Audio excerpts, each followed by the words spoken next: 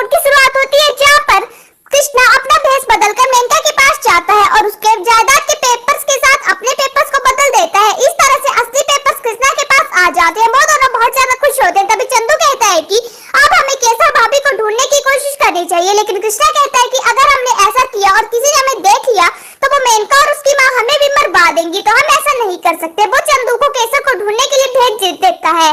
दूसरी तरफ मेनका अपने पेपर्स लेकर कोर्ट में पहुंच जाती है और कहती है कि मेरा पति सारी जायदाद मेरे नाम पर करना चाहता है, इसलिए आप ये जायदाद मेरे नाम पर कर दीजिए।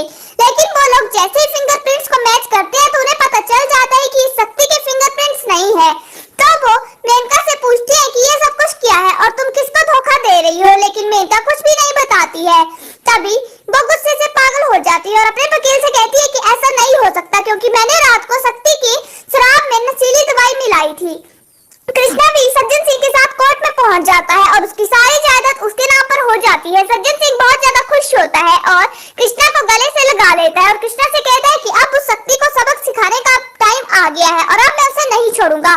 मेनका जैसे ही पागल होकर घर पर आती है तो कहती है कि यह तुम्हारे अंगूठे के निशान जाता है, क्योंकि उसे कुछ भी नहीं पता होता है कि ये सब कुछ क्या है।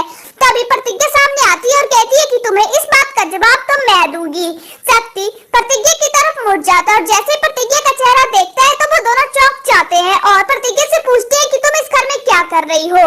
तो मेनका समझ जाती है कि केसर ने जो नौकरानी इस घर में रखी थी वो कोई और नहीं बल्कि प्रतिज्ञा ही थी। उसकी माँ मेनका को समझाती है कि अब हम दोनों का भांडाफोड़ होने वाला है, लेकिन मेनका कहती है कि मैं ऐसा कुछ भी नहीं होने दूंगी और इस प्रतिज्ञा को घर से बाहर निकलवा दूंगी और शक्ति को भड़काने लगती है और उससे कहती है कि ये केसर की मदद से इस घर में घुसी है। वहीं दूसरी तरफ मेनका की माँ ने जिन गुंडों को केसर को मारने के लिए हायर किया होता है वो उसको फोन करते हैं, लेकिन वो उनका फोन नहीं उठाती है। तो उन गुंडों को लगता है कि वो हमें धोखा दे रही है, तो वो केसर को मारने का प्लान बनाते हैं।